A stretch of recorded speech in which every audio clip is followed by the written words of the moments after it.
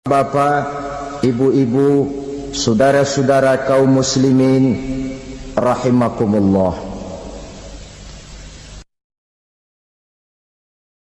Di dalam kehidupan kita sebagai seorang muslim, minimal 5 kali dalam sehari semalam kita mendengar seruan untuk mendirikan solat yang disebut azan.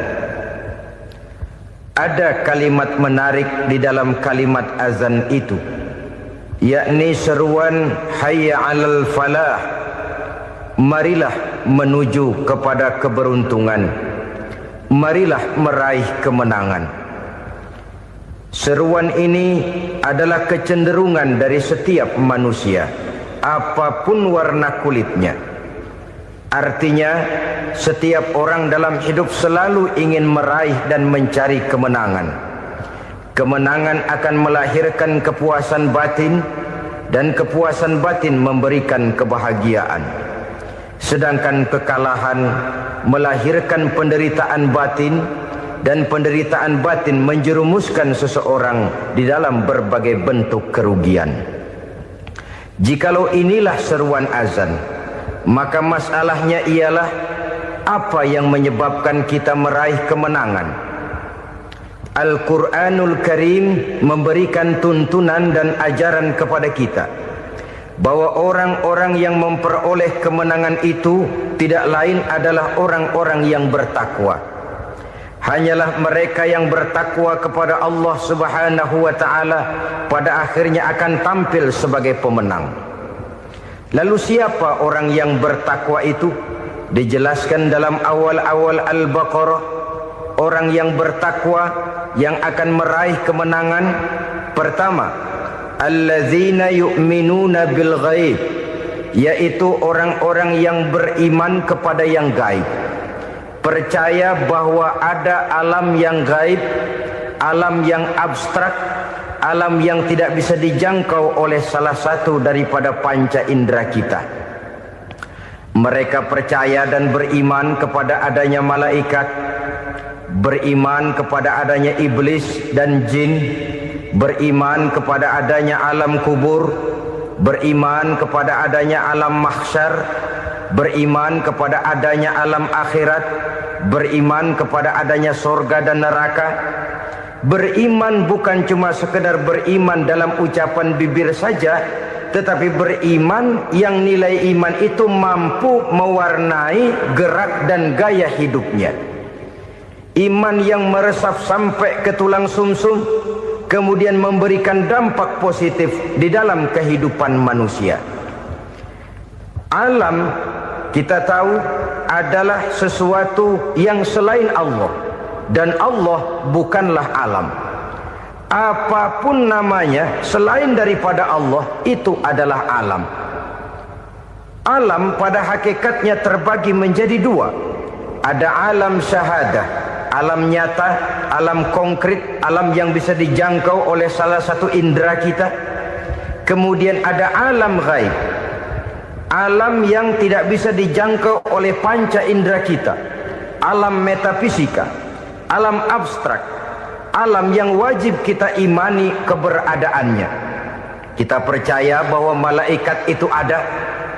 Kita percaya kepada jin, bahwa jin itu ada. Kita percaya kepada adanya iblis dan setan. Bukan percaya kepada iblis dan setannya, percaya bahwa iblis dan setan itu ada. Itu termasuk salah satu daripada sifat orang yang bertakwa kepada Allah. Saudara-saudara kaum muslimin rahimakumullah, kecenderungan pembangunan yang lebih bersifat materialistis biasanya menggeser aspek kehidupan rohani. Orang berpikir empiri, dan dalam pola pikir yang demikian maka alam gaib tidak lagi mendapat perhatian. Aspek kehidupan yang bersifat rohaniah malah mulai ditinggalkan. Akibatnya terjadilah kepincangan di dalam kehidupan kita. Pernah ada satu pengalaman pribadi dalam perjalanan kembali ke tanah air. Dalam pesawat di sebelah kanan saya duduklah seorang Jerman, namanya Heiner Simonsen. Iseng saya ajak kenalan, saya ajak ngobrol, saya tanya dia. Saya bilang, Mas Heiner ini, kalau pesawat yang kita tumpangi ini jatuh ke bawah, kira-kira apa yang bakal terjadi, Mas? Dia bilang, kita semua akan mati. Begitu? Iya. Oke. Apa itu mati? Tanya saya. Dia bilang, untuk tahu apa itu mati, kita harus tahu lebih dahulu apa itu hidup. Saya pikir nih bule bisa ngomong juga. Baiklah kata saya. Apa hidup menurut Anda itu? Oh, hidup itu dia bilang, kalau seluruh anggota badan kita bekerja secara normal, paru-paru memompa darah secara normal, jantung berdetak secara normal, sel-sel tubuh bekerja secara fit, dan organisme tubuh hanya mau bekerja secara normal, dia bilang, kalau kita memberi makan yang cukup, menu yang teratur, dan gizi yang lengkap. Saya bilang, kesimpulannya apa, Ner? Dia jawab, hidup adalah dari tangan ke mulut. Life is from the hand to the mouth, kata dia. Hidup adalah dari tangan ke mulut. Jadi masalah hidup tidak lebih daripada masalah isi perut. Orang pergi pagi, pulang sore, peras keringat, banting tulang, perut yang dibelain. Saya bilang, you are wrong. Sampean salah, Ner. Kamu orang Islam bukan? Bukan. Pantas. Kenapa saya salah? Dia bilang, ya jelas salah. Salahnya di mana? Kamu ini manusia. Kalau hidup cuma dari tangan ke mulut, saya bilang, kambing di kampung saya juga begitu pikirannya, Ner. Itu kambing di kampung saya, asal perutnya kenyang, sudah hidup dia. Perkara besok bagaimana, lusa prospeknya macam mana, bulan depan ada apa, kambing nggak pernah mikir. Di kampung saya kambing juga pikirannya begitu. Kamu Kristen ya? Tadinya. Loh kok tadinya, lalu apa sekarang kamu ini? Dia bilang, sekarang saya netral. Saya tidak beragama, tapi saya percaya kepada Tuhan sebagai pencipta alam. Saya ingat benar dia bilang, I haven't any religious, but I believe to God as the creator of the world. Kenapa bisa netral begitu, Ner? Habis saya bingung katanya. Islam bilang Islam baik, Kristen bilang Kristen baik, Hindu Buddha bilang Hindu Buddha baik, semua agama baik. Saya netral sekalian, nggak beragama. Yang penting saya percaya kepada Tuhan. Saya bilang, Ner, kamu ini kayak orang mau beli celana, lalu bingung. Yang satu bilang Levi's bagus, yang satu bilang Blue Jean hebat, yang satu bilang Wool England hebat. Celana ini hebat, celana itu bagus, celana ini hebat, semua celana bagus, kamu bingung. Akhirnya netral, tidak pakai celana. Itu juga salah. Saya pikir-pikir, kemudian saya melihat bahwa dua pola berpikir Heiner ini nampaknya sudah mulai menggejala di lingkungan masyarakat bangsa kita. Disadari atau tidak, secara jujur kita harus berkata, dua pola pemikiran Heiner ini mulai berkembang di tengah masyarakat bangsa kita. Pertama, pola pikir materialisme. Hidup adalah dari tangan ke mulut. Masalah hidup tidak lebih masalah isi perut. Itu yang perlu dibela, dan disitulah arti kehidupan. Pergi pagi, pulang sore, peras keringat, banting tulang untuk mempertahankan perut. Kalau sudah kemari cara orang berpikir, maka buat apa percaya kepada yang gaib? Untuk apa sholat? Untuk apa puasa? Untuk apa zakat? Untuk apa menghadiri majelis taklim? Tanpa kepercayaan kepada yang gaib, hidup berjalan menurut alur empiris dan materialis. Kalau sudah ke sana cara orang berpikir, biasanya orang lalu cenderung menghalalkan segala cara. Hanyalah orang yang percaya bahwa akhirat ada, hanyalah orang yang percaya bahwa alam kubur itu ada, hanyalah orang yang percaya bahwa malaikat itu ada, hidupnya akan lebih terarah dan terkendali. Karena kepercayaan kepada yang gaib, yang merupakan fase daripada kehidupan setelah hidup yang sekarang ini, mewarnai gerak pribadi seseorang di dalam dia melakukan kegiatan hidupnya. Pola berpikir materialisme, disadari atau tidak, mulai menggejala di lingkungan masyarakat bangsa kita. Hidup tidak lebih dari urusan tangan ke mulut, mulut ke tangan, tangan ke mulut. Asal perut sudah kenyang, hiduplah sudah. Perkara bagaimana prospek hari yang akan datang, bagaimana akhirat, tidak jadi persoalan. Ini yang oleh Nabi diperingatkan, ad-dunya sijnul mu'min wa jannatul kafir. Dunia adalah penjara bagi orang beriman dan surga bagi orang kafir. Dulu di zaman Belanda hadis ini pernah disalah tafsirkan, disalah artikan, digunakan sebagai senjata untuk mengkebiri dan membuat impoten umat Islam. Sudahlah umat Islam gak usah macam-macam, kata Belanda. Dunia ini kan penjara buat orang Islam, surga buat orang kafir. Di penjara jangan bertingkah.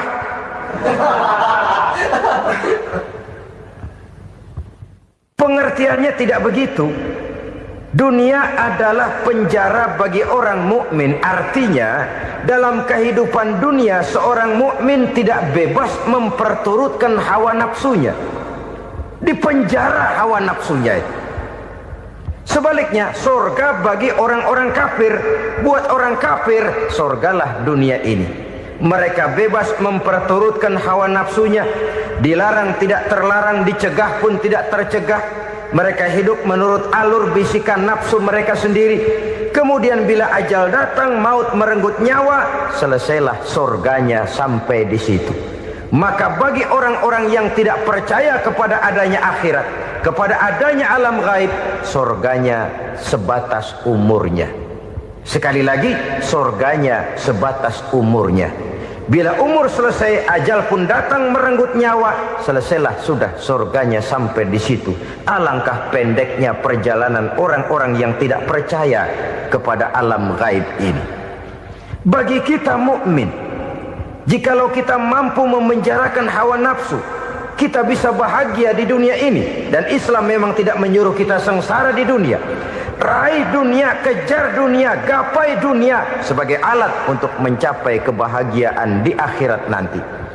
Hidup adalah satu perjalanan panjang yang terbentang sejak kita terlahir dari alam rahim sampai kepada alam akhirat nanti. Andai kata kita gagal meraih kebahagiaan di dunia, toh kita masih punya akhirat. Tapi jangan jadi dalil yang melemahkan semangat. Biarin dah kita di dunia kebelangsak, yang penting akhirat. Akhirnya dunia benar-benar kebelangsak. Bagaimana dunia ini bisa kita raih, dan bagaimana meraih dunia untuk menunjang kepentingan akhirat nanti. Yang kedua, dari pikiran Heiner yang saya lihat menggejala di lingkungan masyarakat bangsa kita, timbulnya manusia-manusia netral. Seolah-olah Tuhan yes, agama no. Sama Tuhan percaya, agama ogah. Tuhan ngangguk, giliran agama godeng. Padahal hampir dalam setiap ayat dalam Quran, kata-kata amanu biasanya bergandeng dengan wa amilus sholihat. Iman dan amal soleh. Ini sebagai isyarat Tuhan dan agama jangan pernah dipisah-pisah. Apabila kita bertuhan, maka kita harus beragama. Apabila kita beragama, maka agama itu harus bersumberkan dari Tuhan yang kita imani itu. Tidak mungkin kita pisah, Tuhan yes, agama no. Sama Tuhan percaya tapi agama bikin sendiri. Sembayangnya cukup bengong 2 jam madep ngulon.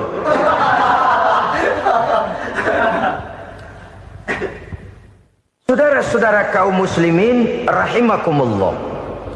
Jadi dengan demikian, agama yang kita akui merupakan unsur mutlak di dalam pembangunan sekarang ini, merupakan bagian dari kehidupan yang menuntun kita bahwa di balik alam nyata ini, di balik alam syahadah ini ada alam gaib. Dan mudabbir, murabbi, yang mengatur, yang menguasai, yang memelihara, baik dia alam nyata, baik dia alam gaib, tidak lain adalah Allah Subhanahu wa ta'ala. Di sana ada satu super power, satu maha kekuatan yang kita perlu bersandar kepadanya. Sebagai makhluk nyata yang hidup di alam nyata, berbuatlah secara nyata sebagaimana harusnya kita berbuat.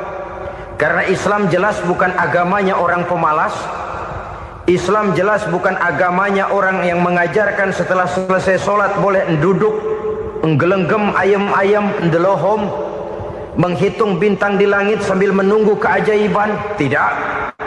Islam adalah agama yang mengajarkan apabila sholat sudah selesai kamu kerjakan, bertebaranlah di permukaan bumi, cari karunia Tuhanmu. Jangan hidup berpangku tangan menunggu keajaiban.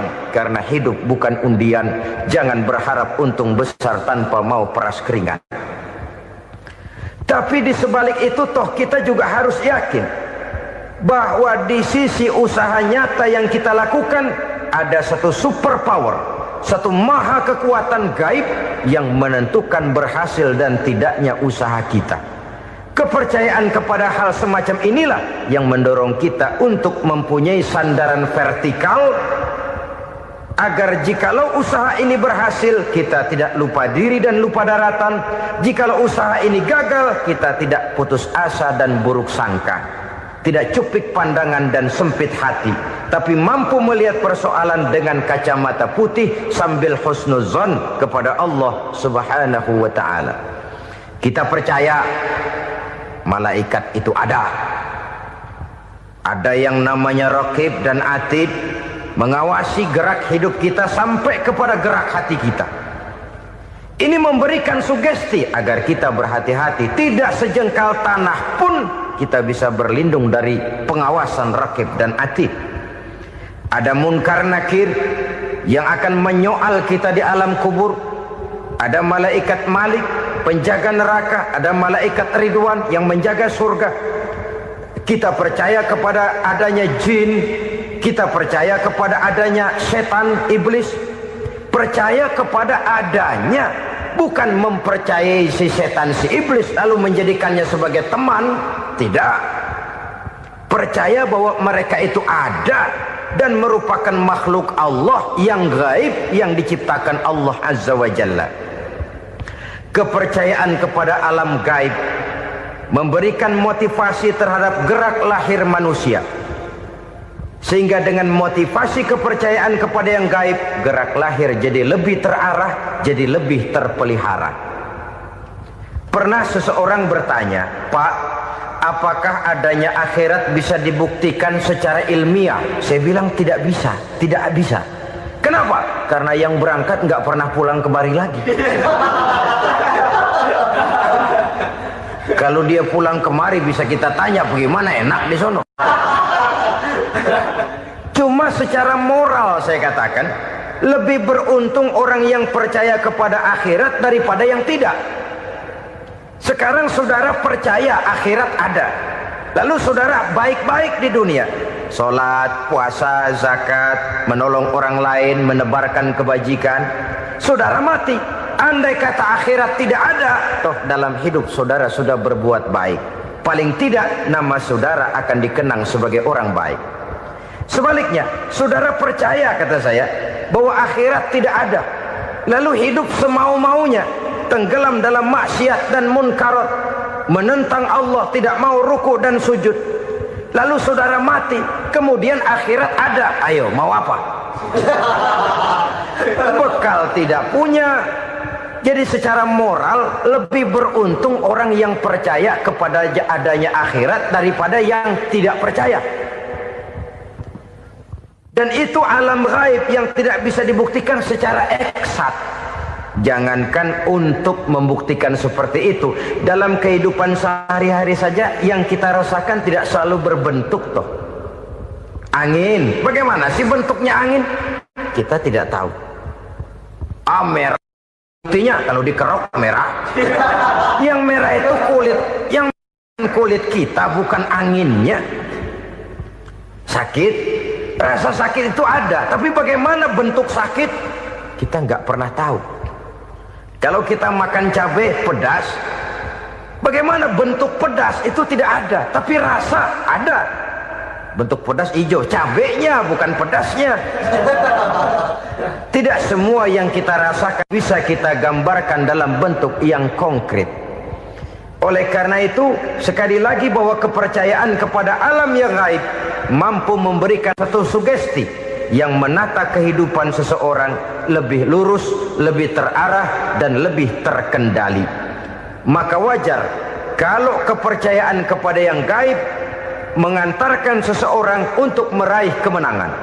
Kenapa? Dia percaya kepada yang gaib, bahwa akhirat ada, bahwa alam kubur ada, bahwa pertanggungan jawab itu ada. Maka dia lalu tidak hidup saenae udele dewe, itu loh. Tidak hidup menurut seleranya sendiri, terarah, teratur. Ini cirinya yang pertama. Orang bertakwa yang akan meraih kemenangan, mereka beriman, mereka percaya kepada yang gaib. Bahkan hal-hal konkret saja selalu berangkat dari yang gaib. Saudara-saudara, para remaja, para pemuda sekarang ini tidak pernah tahu toh siapa yang akan jadi teman hidup saudara. Kita bisa saja ngerancang, mentargetkan, tapi toh akhirnya yang namanya jodoh bukan kekuasaan kita. Rezeki di luar kemampuan kita. Begitu juga ajal. Maut, jodoh, ajal adalah contoh-contoh konkret bahwa pada akhirnya yang gaiblah yang menentukan. Bertahun-tahun ngelancong, emang jodoh seret, nggak jadi.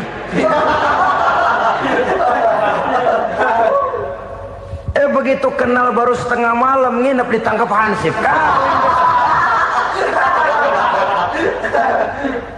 Hal-hal semacam itu kadang-kadang kita berpikir suuzon, gilet, perempuannya cakep banget, lakinya rebek amat. Memang begitulah jodohnya. Memang begitulah jodohnya.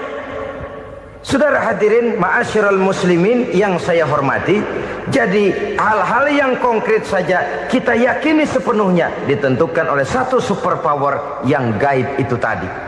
Dari sanalah segala ketentuan itu berangkat dan kesanalah segalanya akan kembali.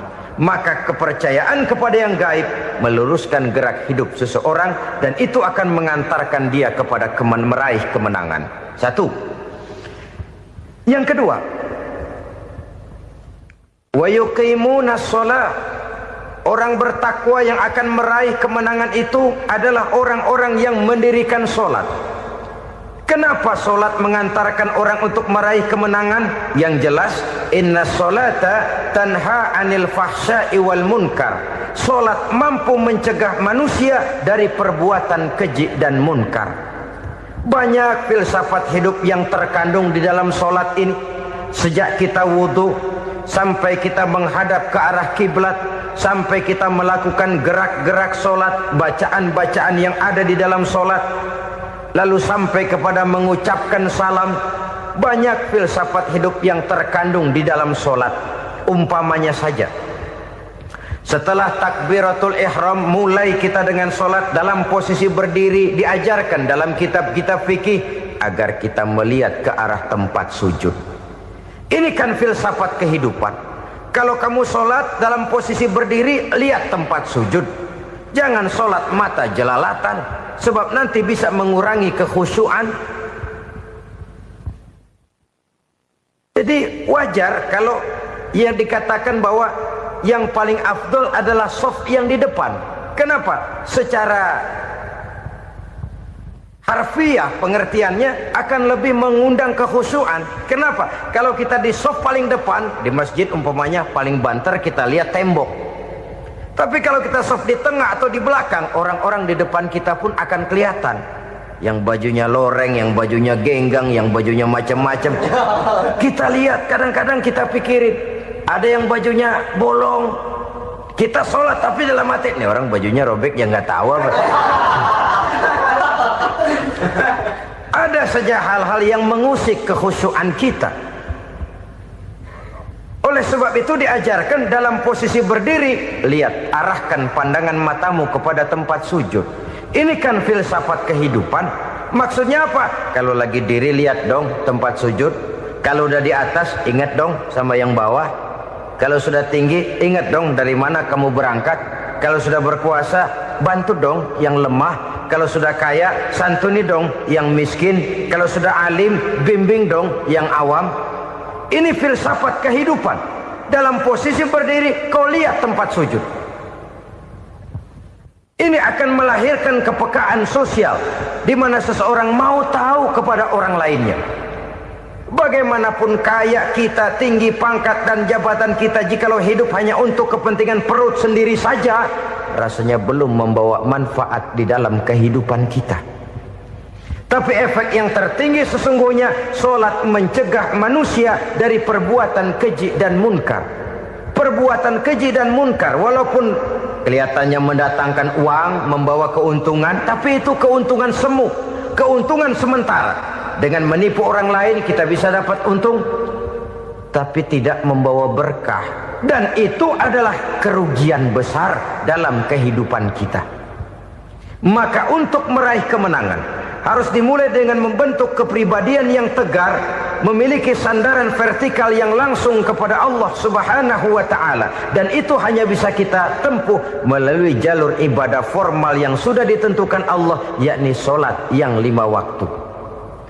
Untuk memperkuat itu ada solat-solat sunnah, rawatib, nawafil sebagai terminal-terminal kontrol cadangan untuk memelihara stabilitas temperatur batin di dalam kita berhubungan dengan zat yang maha gaib, yaitu Allah Subhanahu wa ta'ala.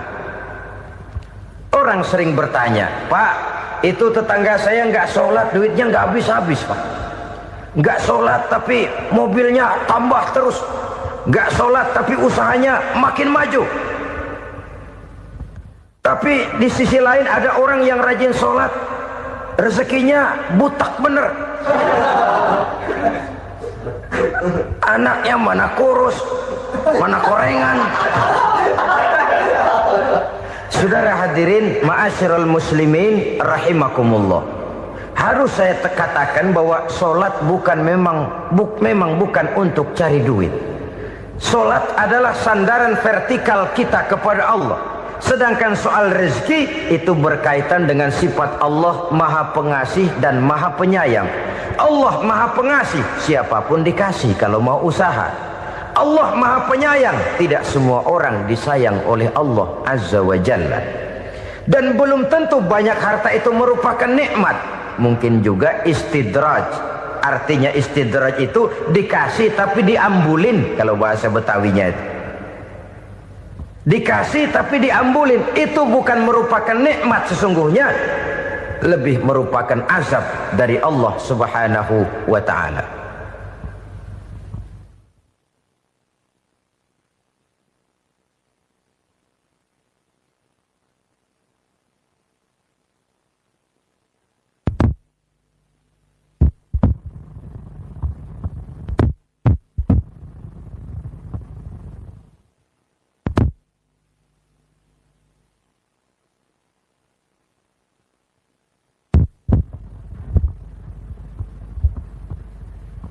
Agama mempunyai sistem solat, dan kita umat Islam telah dituntun oleh Allah Subhanahu wa ta'ala yang wajibnya 5 kali dalam sehari semalam mendirikan solat, dan itu tentu berada dalam jangkauan kemampuan manusia.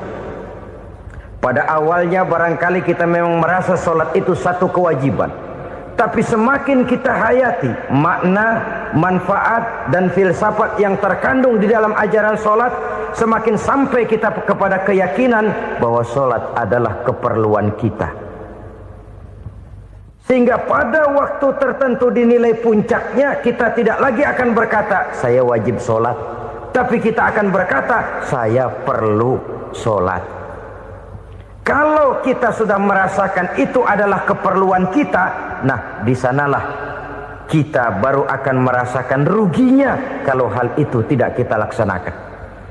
Sepanjang kita masih berkata saya wajib sholat, kita akan lebih merasakan dia sebagai beban ketimbang sebagai keperluan.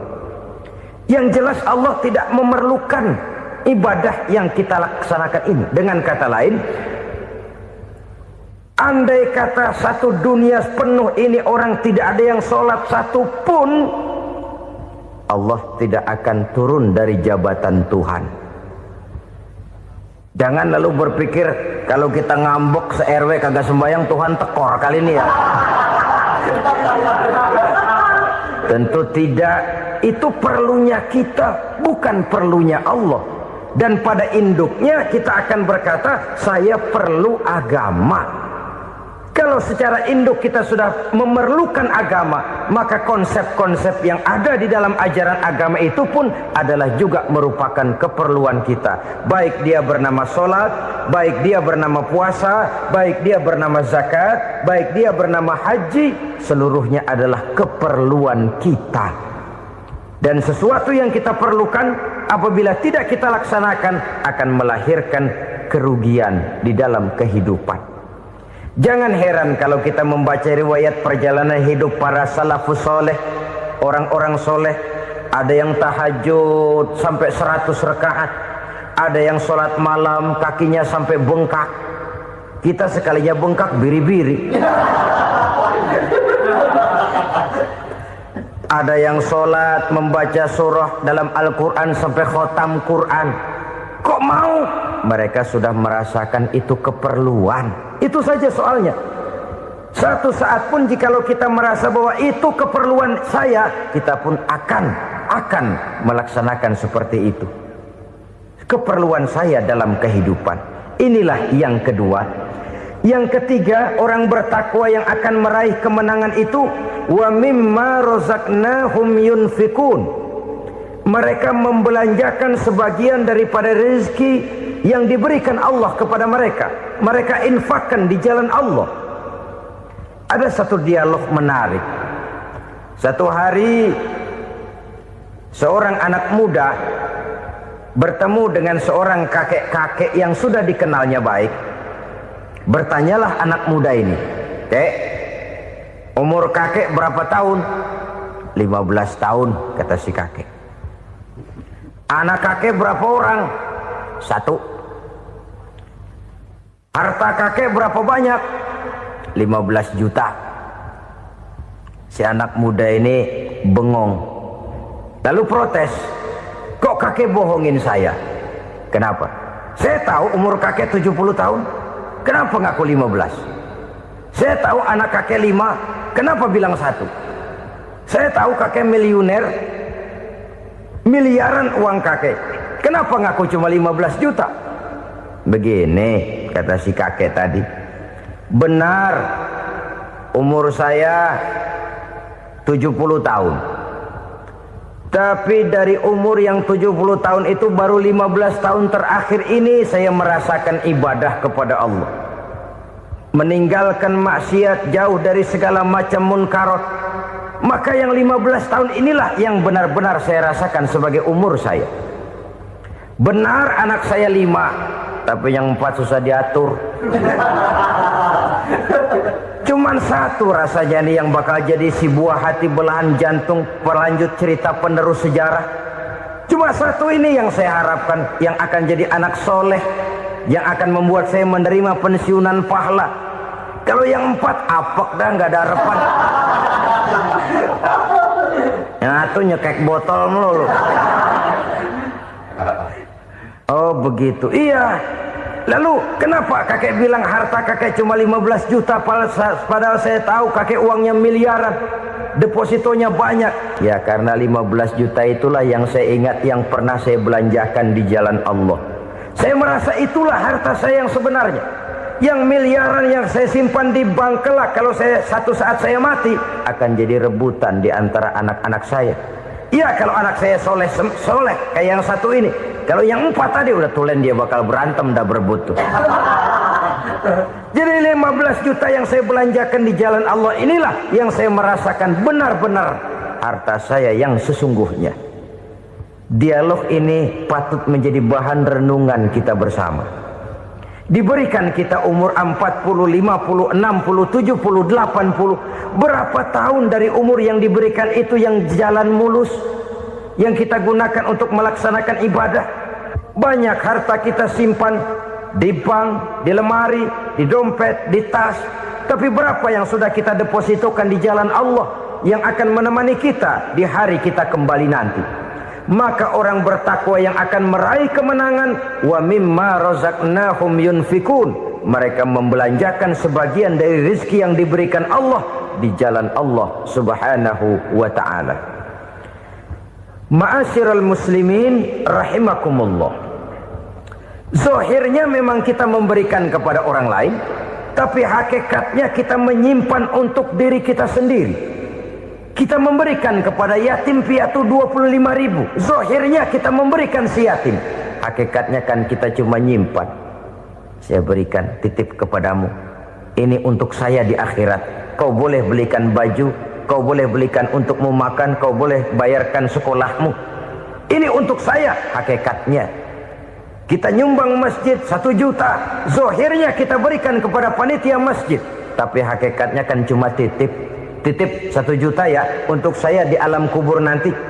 Silahkan kau boleh belikan semen, ini uang, belikan besi, belikan pasir. Saya cuma sekedar titip untuk kepentingan saya. Hakikatnya kita cuma sekedar menitip. Sebagaimanapun pada hakikatnya, apapun yang kita miliki dalam kehidupan kan cuma sekedar hak guna pakai, bukan hak milik mutlak. Harta kita, rumah kita, kendaraan kita, kebun kita, pabrik kita, hak guna pakai saja. Hak milik mutlak cuma untuk Allah Subhanahu wa ta'ala. Saudara-saudara kaum muslimin rahimakumullah. Ini yang ketiga. Kemudian yang keempat, orang-orang bertakwa yang akan meraih kemenangan, allazina yu'minuna bima unzila ilaika. Mereka yang beriman, mereka yang percaya kepada apa yang telah diturunkan kepadamu Muhammad, ay Al-Quran, yakni Al-Quranul Karim. Setelah percaya kepada yang gaib, mendirikan solat, kemudian menginfakkan sebagian dari rezeki yang diberikan Allah, mereka juga lalu percaya kepada yang diturunkan terhadap Nabi, yaitu tidak lain Al-Quranul Karim. Sekali lagi di sini, percaya bukan hanya sekedar percaya saja, tetapi percaya lalu menjadikan Al-Quran itu sebagai pedoman hidup. Sebab memang Al-Quran itu adalah GBHM, garis-garis besar haluan muslim. Apa yang harus kita lakukan, apa yang harus tidak kita lakukan, bagaimana mestinya kita bertingkah laku dan berbuat, seluruhnya tercantum di dalam Al-Quranul Karim. Itu sebabnya ketika satu hari Aisyah ditanya bagaimana akhlak Rasul, beliau menjawab, kana Rasulullah sallallahu alaihi wasallam khuluquhul Quran. Akhlak daripada Rasulullah tidak lain adalah Al-Quran. Jawaban simpel ini memberikan gambaran bahwa keseluruhan daripada konsepsi Quran sudah diterjemahkan dalam kehidupan Rasulullah sallallahu alaihi wasallam. Karena kita tahu akhlak adalah keseluruhan dari gerak hidup manusia. Sejak ia berpribadi, berumah tangga, bertetangga, bermasyarakat, sampai kepada berbangsa dan bernegara, Al-Quran tetap memberikan sentuhan nilainya. Oleh karenanya, orang-orang yang bertakwa adalah orang-orang yang menjadikan Al-Quran sebagai pedoman dalam kehidupannya. Dan kita yakini Al-Quran diturunkan kepada Nabi Muhammad bukan merupakan produk Nabi Muhammad. Isi dan redaksinya langsung dari Allah Subhanahu wa ta'ala. Kemudian cirinya yang kelima, orang bertakwa yang akan meraih kemenangan itu, wa ma unzila min qablika. Tidak hanya sekedar percaya kepada yang diturunkan terhadap Nabi Muhammad, yaitu Al-Quran, mereka juga percaya kepada apa yang pernah diturunkan kepada para nabi, kepada para rasul sebelum Nabi Muhammad.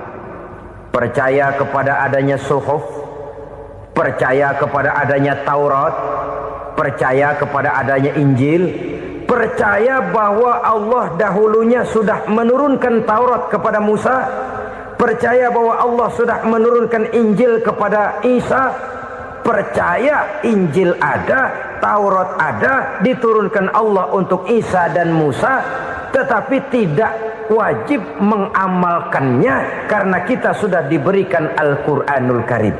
Ini yang perlu saya garis bawahi.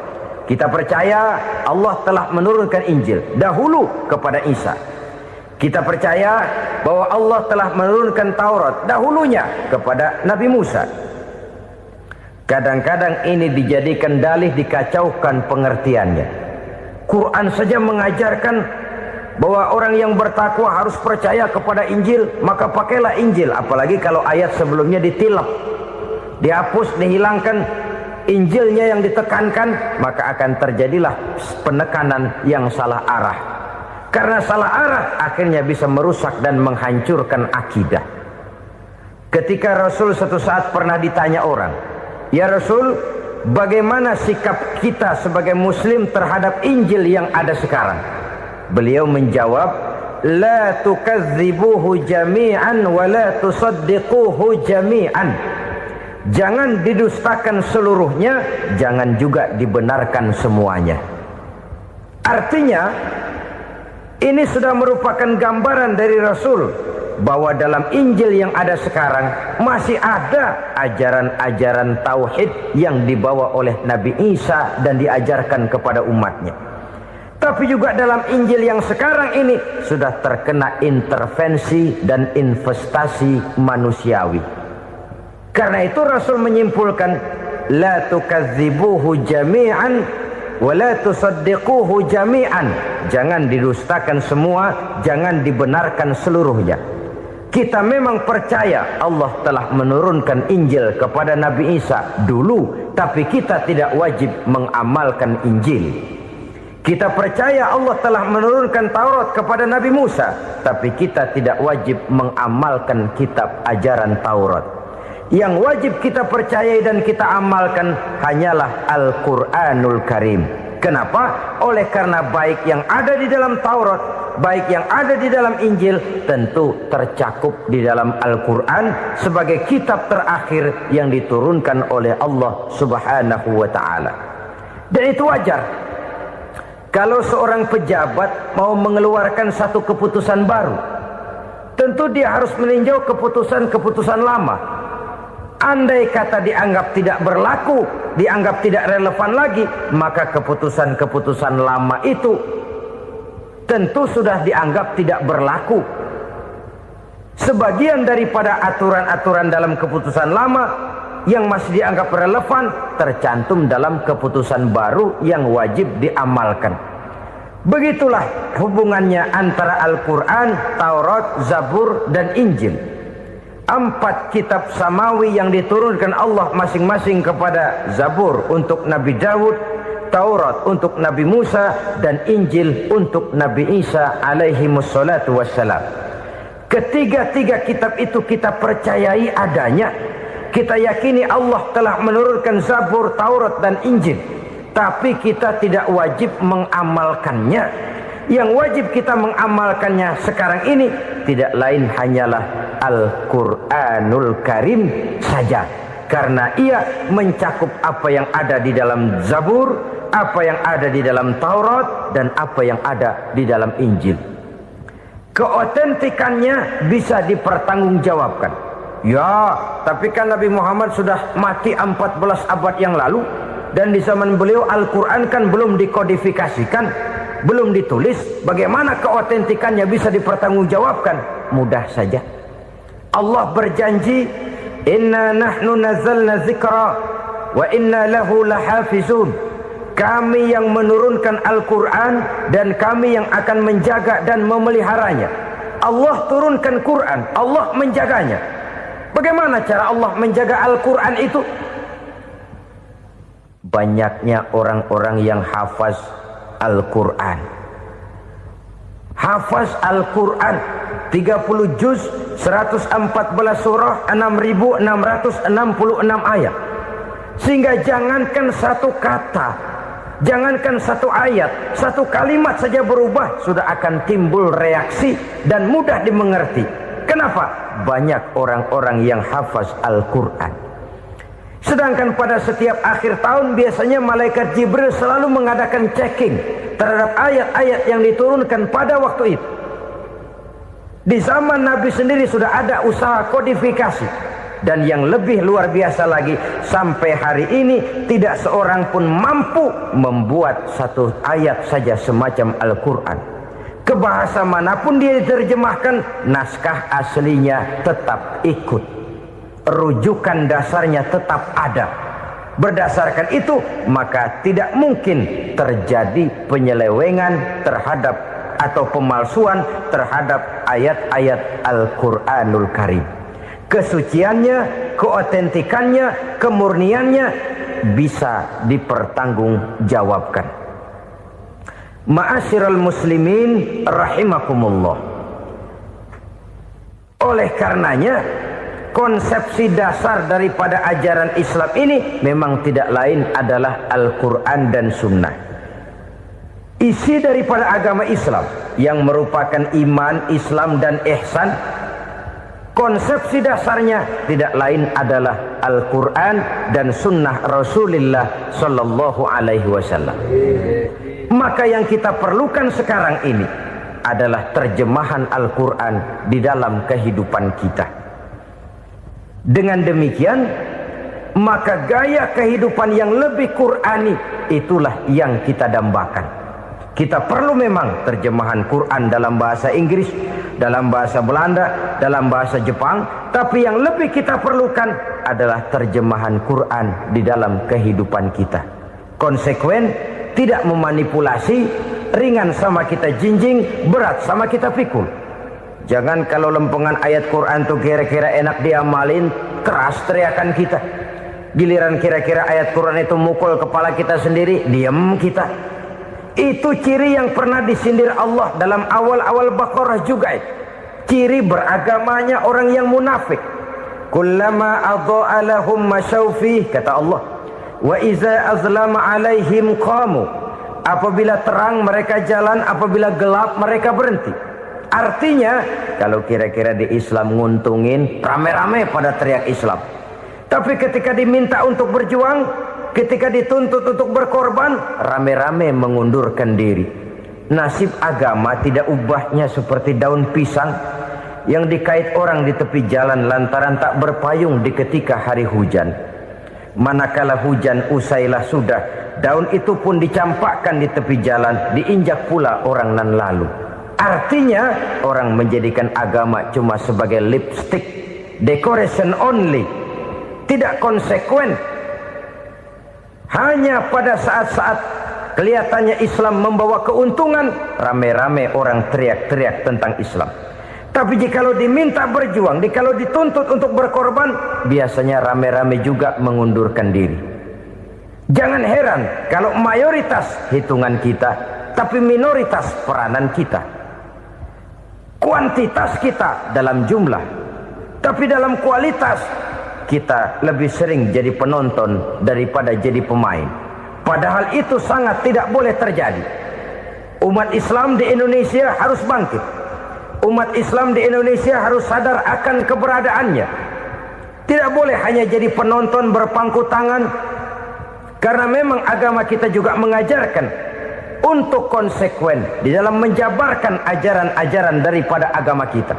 Kita sering menjadi jatuh menjadi umat yang lemah oleh karena kita ini tidak pandai menggalang kebersamaan yang diakibatkan tidak konsekuennya kita.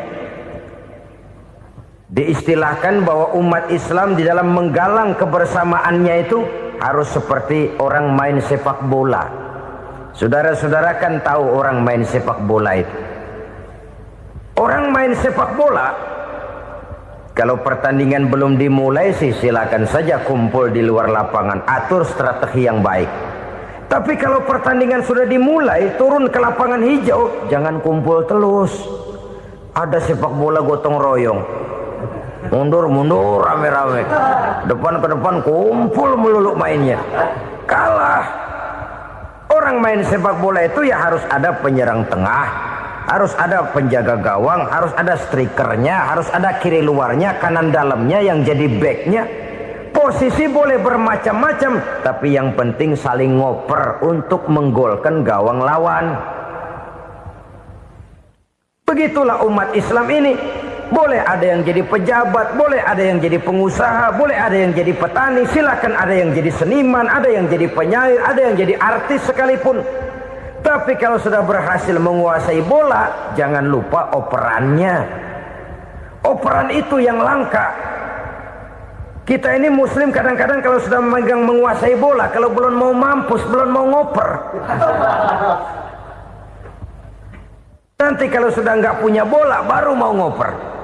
Kalau sudah dengar-dengar mau dekat pensiun, baru mau jihad, baru mau berjuang, baru mau ngurus pesantren. Tanda tangan sudah tidak laku, memo sudah tidak dihargai, baru mau berjuang. Kemarin kemana mas? Kita tidak pandai memanfaatkan posisi. Dengan kata lain, kalau kembali kepada persoalan kita, konsekuensi kita terhadap agama yang kita anut ini belum ideal. Kita masih lebih sering berislam ini pada saat-saat yang menurut perhitungan kita membawa keuntungan. Tapi kalau diminta berjuang, dituntut berkorban, yang itu pun hakikatnya adalah untuk kepentingan kita juga. Allah tidak pernah menuntut kita untuk jihad bagi kepentingan Allah, itu tidak. Berjuang menegakkan agama Allah, apakah untuk kepentingan Allah? Tidak. Untuk kepentingan kita. Sebab nilai-nilai jihad itu pada akhirnya akan membawa kita kepada satu kebahagiaan. Setidaknya kalau tidak di dunia, tentu di akhirat sebagai syahid. Oleh karena itu, pada bagian akhir ini saya ingin mengajak, marilah kita konsekuen.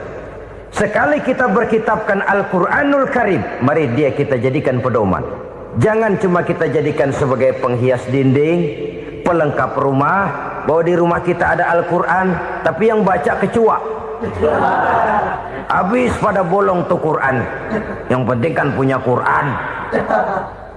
Ditaruh di pintu rumah. Biar apa? Biar kuntilanak kagak masuk katanya. Ya apa itu nasib Quran, cuma kerjanya jaga pintu, ngusir kuntilanak, ngusir memedi. Bagaimana kita hidup menurut tuntunan Al-Quran? Kadang-kadang tidak pernah menjadi masalah bagi kita.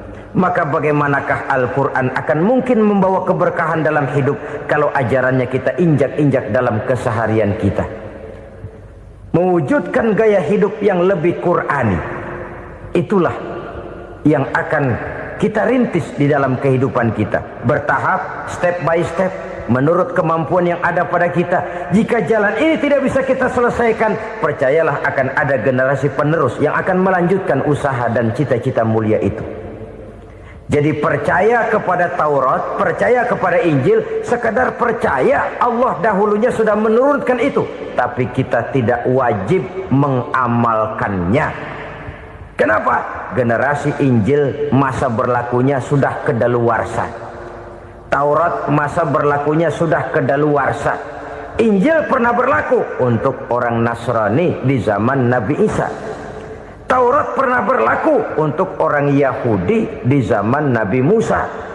Setelah generasinya berlalu, datang Rasul penutup yang membawa Al-Quranul Karim. Maka Al-Quran itulah yang berlaku menjadi pedoman sampai hari akhir nanti. Jangan jauh dari Al-Quran, karena apabila ini kita lakukan, maka kita akan kembali kepada satu gaya hidup yang jauh dari tuntunan agama, dan itu artinya kita akan semakin jauh untuk meraih kemenangan. Saudara-saudara kaum muslimin rahimakumullah. Yang keenam, yang terakhir, orang-orang bertakwa yang akan meraih kemenangan itu wabil akhirati hum yuqinun. Mereka percaya, mereka yakin seyakin-yakinnya akan adanya hari akhir, di mana seseorang akan mempertanggungjawabkan seluruh perbuatannya di dalam hidup ini.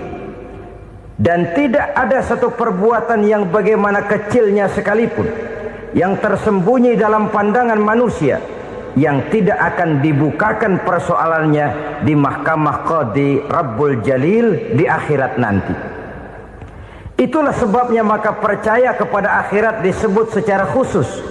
Padahal di awal tadi sudah dijelaskan yu'minuna bil ghaib, percaya kepada alam gaib, dan alam gaib ini termasuk akhirat. Kenapa pada bagian akhir disebut lagi akhirat? Karena ternyata bahwa kepercayaan kepada adanya akhirat merupakan induk dari kepercayaan terhadap adanya malaikat, setan, jin dan lain sebagainya, dan akan lebih memberikan sugesti dalam kehidupan manusia untuk meluruskan gerak hidupnya. Jikalau satu saat tergerak hati akan berbuat kejahatan, ingin mencuri, sadarlah, awas ada akhirat. Sebab kalau kita cuma teriak awas ada polisi, itu cuma tertunda sementara. Begitu polisi meleng, embat. Kalau kita ingin berbuat jahat cuma berteriak awas ada hansip, cuma sementara ketika hansip itu ada. Tapi kalau ceritanya awas ada akhirat, mau menyeleweng awas ada akhirat, mau berjudi awas ada akhirat, mau mencuri awas ada akhirat. Keyakinan yang akan meluruskan gerak hidup manusia sehingga gerak itu jadi lebih terarah dan terkontrol, tidak merugikan baik diri sendiri, lebih-lebih orang lain.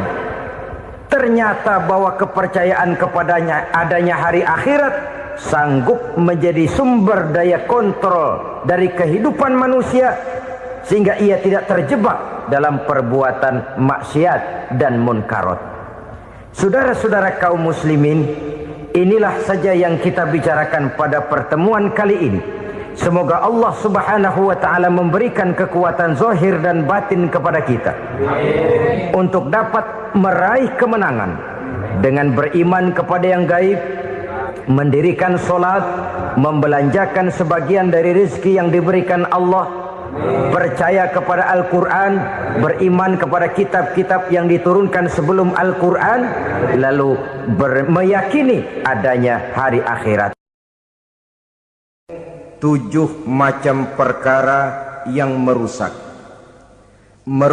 akidah dan keimanan, merusak amal perbuatan yang sudah kita kerjakan, merusak sendi-sendi kehidupan sosial, pendek kata merusak segala hal di dalam kehidupan kita. Jauhilah olehmu 7 macam perkara yang merusak. Yang pertama, asyirku billah, menyekutukan Allah subhanahu wa ta'ala. Agama dimulai dari keyakinan, maka kehancuran agama selalu dimulai dari kehancuran keyakinan, iman atau akidah yang dimiliki oleh seseorang. Dan untuk menghancurkan nilai-nilai iman yang kita miliki ini, orang rasanya tidak akan menghantam kita dengan peluru kendali. Orang tidak akan mengirimkan nuklir ke sini. Orang tidak juga akan mengirimkan satuan militernya ke sini. Untuk menghancurkan nilai-nilai iman, dibanjiri kita dengan paham-paham yang merusak dan mendangkalkan akidah.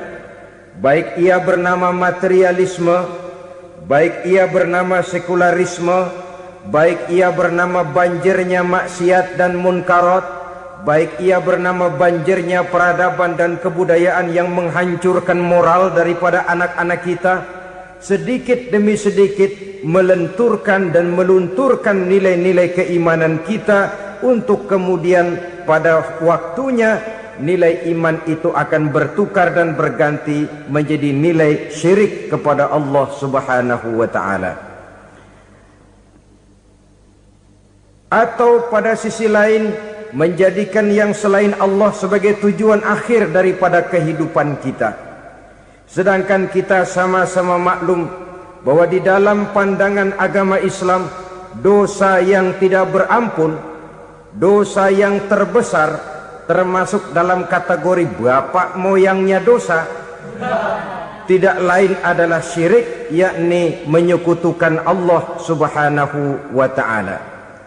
Pola penghancuran iman ini memang berstrategi.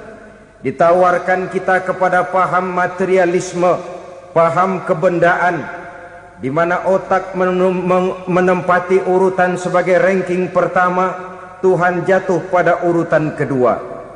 Lalu menyusul kepada paham sekularisme, Allah dipisahkan dari seluruh kegiatan hidup ini, untuk pada gilirannya menjadikan yang selain Allah sebagai tujuan akhir daripada seluruh kegiatan hidup kita. Oleh karenanya, kewajiban menjaga nilai-nilai iman ini merupakan kewajiban yang mulia tetapi berat, tidak hanya untuk kita, tetapi juga bagaimana mewariskannya kepada anak-anak kita, generasi yang akan datang. Orang-orang tua bijaksana yang diceritakan di dalam Al-Quran, kalau sudah berpikir tentang anak-anaknya, pertanyaan yang paling mereka risaukan ialah, ma ta'buduna min ba'di. Anakku, kalau pada satu saat aku, ayahmu sudah tidak ada lagi di dunia ini, meninggalkan kamu semua, ma ta'buduna min ba'di, apa yang akan kamu sembah nak? Jikalau sekarang ayahmu masih mau ke masjid, masih mau melakukan rukuk dan sujud, masih beribadah menyembah Allah Subhanahu wa ta'ala, kalau orang tuamu sudah tidak ada, ma ta'buduna min ba'di, masihkah engkau mau datang ke masjid? Masihkah engkau mau rukuk dan sujud? Masihkah engkau mau menyembah Allah Subhanahu wa ta'ala? Pertanyaan ini yang dipikirkan oleh Nabi Yakub kepada putra-putranya. Pertanyaan ini yang diteruskan oleh Nabi Ibrahim kepada anak-anaknya. Pertanyaan ini yang diwariskan oleh generasi ulama salafus saleh kepada para generasi berikutnya. Bagaimana kita generasi sekarang? Kita orang-orang tua sekarang bukan berfikir ma ta'buduna min ba'di, malah yang kita fikirkan ma ta'kuluna min ba'di. Kalau bapak tidak ada nanti kamu makan apa nak? Perkara kamu nyembah apa, urusan nomor 18. Yang penting kamu nanti hidup bisa makan nak. Maka kita sibuk mewariskan harta kepada anak-anak kita. Kita sibuk mewariskan kebun dan tanah kepada anak-anak kita. Kita sibuk mewariskan pabrik kepada anak-anak kita, sementara kita lupa mewariskan intan yang paling mahal, mewariskan mutiara yang paling berharga, yaitu nilai iman kepada Allah Subhanahu wa ta'ala. Alangkah baiknya apabila warisan harta, warisan tanah dan kebun, warisan rumah dan pabrik didasari lebih dahulu dengan mewariskan nilai iman kepada Allah Subhanahu wa ta'ala. Sebagai orang-orang tua, kita boleh bersedih kalau anak kita tidak mengerti komputer. Kita boleh bersedih kalau anak kita tidak mengerti matematika. Kita boleh bersedih kalau anak kita tidak mengerti bahasa Inggris. Tapi sewajarnya lebih bersedihlah kita orang tua jikalau mempunyai anak yang tidak kenal Allah sebagai Tuhannya, yang kemudian tidak mau rukuk dan sujud kepada Allah Tuhannya. Itulah kemalangan yang paling malang bila kita meninggalkan generasi yang tidak bertauhid kepada Allah Subhanahu wa ta'ala. Betapapun anak kita tidak ngerti komputer, saudara, paling-paling kerugiannya cuma kerugian dunia. Masuk dia ke alam barzakh, munkar nakir tidak akan sempat tanya kau belajar komputer apa tidak. Kumpul dia di padang mahsyar, malaikat juga tidak akan tanya matematikamu nilainya berapa. Yang ditanya kau kenal Allah, kau rukuk dan sujud kepadanya, kau pernah datang ke masjid. Oleh karena itu sekali lagi, menjaga nilai iman tidak hanya untuk kita, tetapi juga mewariskannya kepada anak-anak kita, generasi yang akan datang. Sungguh kemalangan yang paling besar apabila kita meninggalkan anak-anak kita. Mereka kita tinggalkan lemah ekonominya, itu tidak baik.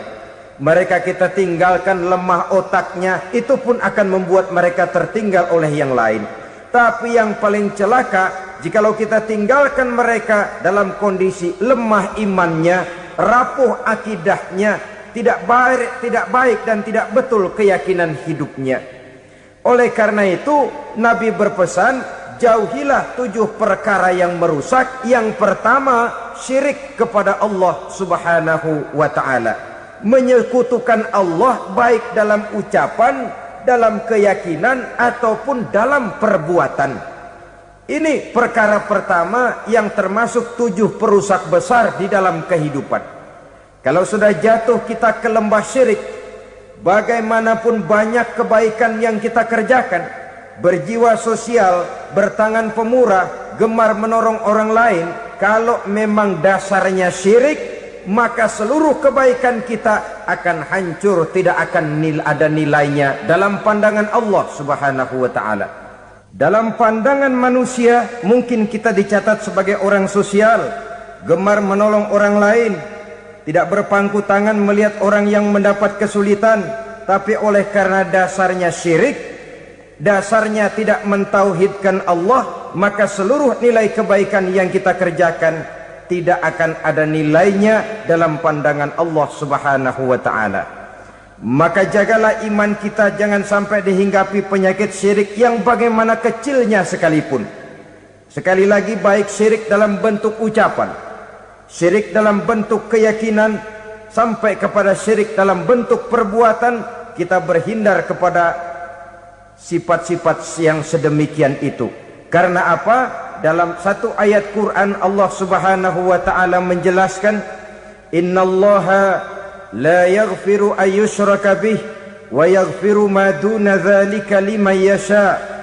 Allah tidak akan memberi ampun kepada orang-orang yang menyekutukannya, tapi Allah masih mau memberikan ampun kepada dosa-dosa yang selain itu bagi orang-orang yang dikehendakinya. Dosa selain syirik, apabila kita bertaubat, Allah masih mau mengampuni. Tapi kalau sudah jatuh ke tempat syirik, itu sudah dosa yang tidak berampun. Taubatnya tidak lain melepas syirik, kembali kepada tauhid, berkeyakinan bahwa hanya ada Allah Subhanahu wa ta'ala, Tuhan satu-satunya yang lam yalid walam yulad walam yakul lahu kufuwan ahad.